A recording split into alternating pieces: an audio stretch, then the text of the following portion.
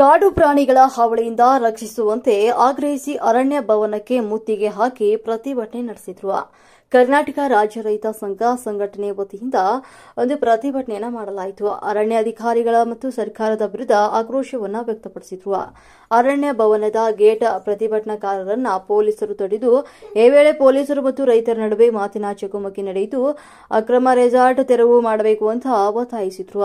ಸರ್ಕಾರಕ್ಕೆ 15 ದಿನಗಳ ಗಡುವು ಕೊಟ್ಟರು. 15 ದಿನಗಳ ಒಳಗೆ ರೆಸಾರ್ಟ್ಗಳನ್ನು ತೆರವು ಮಾಡದಿದ್ರೆ ನಾವೇ ಕಾನೂನು ಕೈಗೆತ್ತಿಕೊಳ್ಳಬೇಕಾಗುತ್ತದೆ. ನಾವೇ ಸ್ವತಃ ಗುದ್ದಲಿ ಹಾರೆ ತೆಗೆದುಕೊಂಡು ಹೋಗಿ ರೆಸಾರ್ಟ್ಗಳ ಮೇಲೆ ನೆಲಸಮ ಮಾಡುತ್ತೇವೆ ಅಂತ ಕೆಟ್ಟೆಚ್ಚರಿಕೆಯನ್ನು ನೀಡಿದ್ದಾರೆ.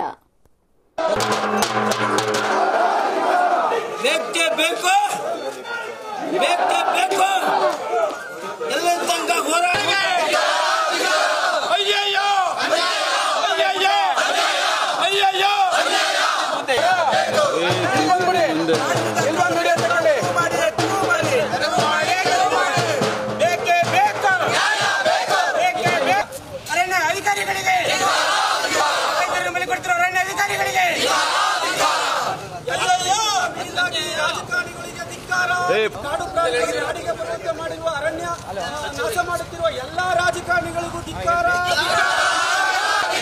ಕಾಡು ಪ್ರಾಣಿಗಳಿಗೆ ರೈತರನ್ನು ಬಲಿಪಡುತ್ತಿರುವ ಅರಣ್ಯ ಅಧಿಕಾರಿಗಳಿಗೆ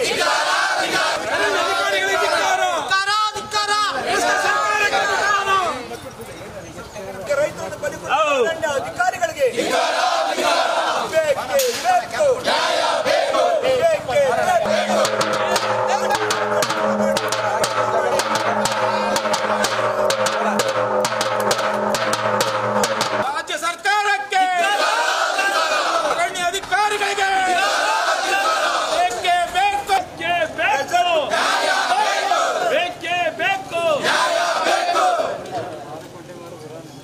ರೈತರನ್ನು ಬಲಿಪಡಿಸುವ ರಾಜ್ಯ ಸರ್ಕಾರಕ್ಕೆ, ಮೋಜುಮಸ್ತಿ ಮಾಡುವ ರಾಜಕೀಯ ನಾಯಕರಿಗೆ, ಕಾಡಿನ ರೆಸಾರ್ಟ್ಗಳಲ್ಲಿ ಮೋಜುಮಸ್ತಿ ಮಾಡುವ ರಾಜಕೀಯ ನಾಯಕರಿಗೆ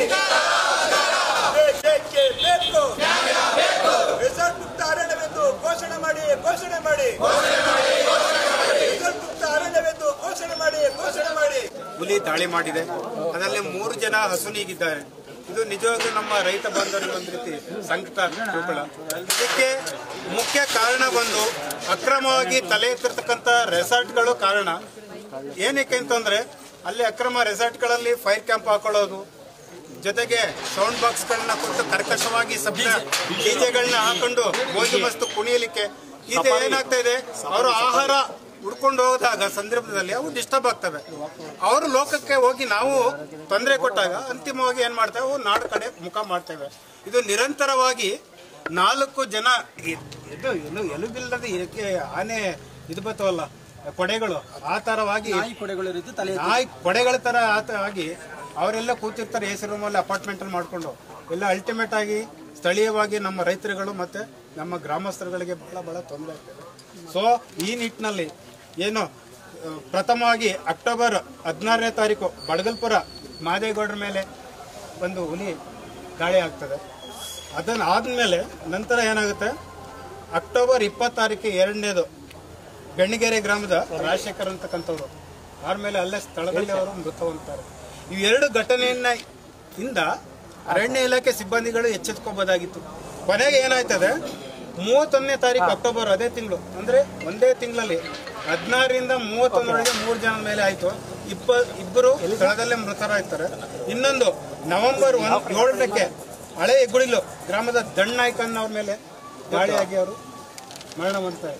ಸೊ ಹೀಗೆ ಕ್ರಮವಾಗಿ ನಿರಂತರವಾಗಿ ನಮ್ಮ ಮಾನವನ ಮೇಲೆ ಹುಲಿ ದಾಳಿಯಿಂದ ಎಚ್ಚೆದ್ದು ನಮ್ಮ ಅರಣ್ಯ ಇಲಾಖೆಯವರು ನಮ್ಮ ರೈತರಿಗೆ ರಕ್ಷಣೆ ಕೊಡಲಿಕ್ಕೆ ವಿಫಲ ಆಗಿದ್ದಾರೆ. ಸೊ ಹಾಗಾಗಿ ಅವರನ್ನ ಎಚ್ಚರಿಸೋಕ್ಕೋಸ್ಕರ ನಾವು ಇಡೀ ನಮ್ಮ ರೈತ ಸಂಘ ವತಿಯಿಂದ ನಾವು ಪ್ರತಿಭಟನೆಯನ್ನು ಹಮ್ಮಿಕೊಳ್ತಾ ಇದ್ದೀವಿ. ಇದು ಹೀಗೆ ಮುಂದುವರೆದ್ರೆ ನಾವು ಏನ್ ಮಾಡ್ತೀವಿ, ನಾವೇ ಬೀದಿಗಿಳಿಬೇಕಾಯ್ತದೆ. ನಾವು ಕಾನೂನ ನಿಮ್ಮ ದರ್ಪ ಏನಿದ್ರು ಬಡವ್ರ ಮೇಲೆನಾ, ದೊಡ್ಡವ್ರ ಮೇಲೆ ಆಗಲ್ವಾ? ನಿಮ್ ಕೈಲಿ ಆಗಲ್ಲ ಅಂತ ಹೋಗಿ ನಾವು ರೆಡಿ ಮಾಡ್ತೀವಿ. ನಮ್ಗೆ ಆ ಶಕ್ತಿ ಕೊಟ್ಟಿದ್ದಾನೆ ಭಗವಂತ. ಅಲ್ಲಿ ದಿನ ಸಾಯೋ ಬದಲು ಒಂದೇ ಸಲ ಸಾಯ್ತೀವಿ. ನೀವ್ ಯಾಕೆ ಕ್ರಮ ತಗೋತಾ ಇಲ್ಲ?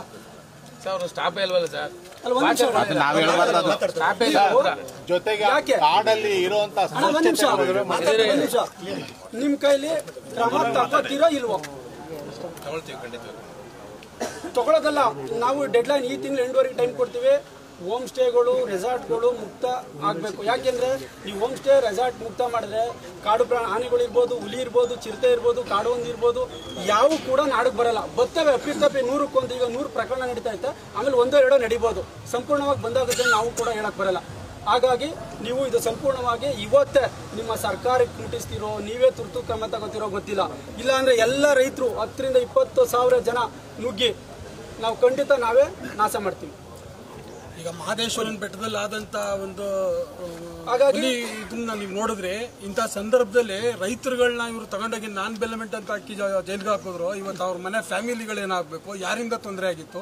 ರೈತರು ಹೋಗಿ ಕಾಡೊಳಗಡೆ ಹೊಡೆದಾಕಿದ, ರೈತರು ಹೋಗಿ ಕಾಡೊಳಗಡೆ ಹೊಡೆದಾಕಿದ್ರು. ಜೀವನ ಕಟ್ಕೊಳ್ಳಕ್ಕೆ ಜಾನುವಾರುಗಳ ಮೇಲೆ ಅಕ್ರಮ ಮಾಡೋದನ್ನ ನೀವು ತಡೀರಿ, ನಿಮ್ಗೆ ಅಧಿಕಾರ ಇದೆ. ನೀವು ವೈಲ್ಡ್ ಲೈಫ್ ಒಂದ್ ನಿಮಿಷ ವೈಲ್ಡ್ ಲೈಫ್ ಇದೆ, ವೈಲ್ಡ್ ಲೈಫ್ ಇದೆ. ಆಮೇಲೆ ನಮ್ಮನ್ನು ಸಾಮಾಜಿಕ ಅರಣ್ಯ, ಅರಣ್ಯ, ಈರಣ್ಯ ಅಂತ ಒಬ್ಬ ಮಾನವರು ಹೊರಗಡೆ ಬರಲ್ಲ.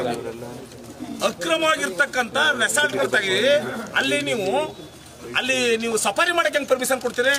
ಸಾಹೇಬ್ರು ಮಾಡವ್ರೆ. ಇವತ್ತು ಏನೋ ದುರಂತಗಳು ಒಂದು 15 ದಿವಸ ಸ್ಟಾಪ್ ಮಾಡ್ತಾ ಇದ್ದೀವಿ.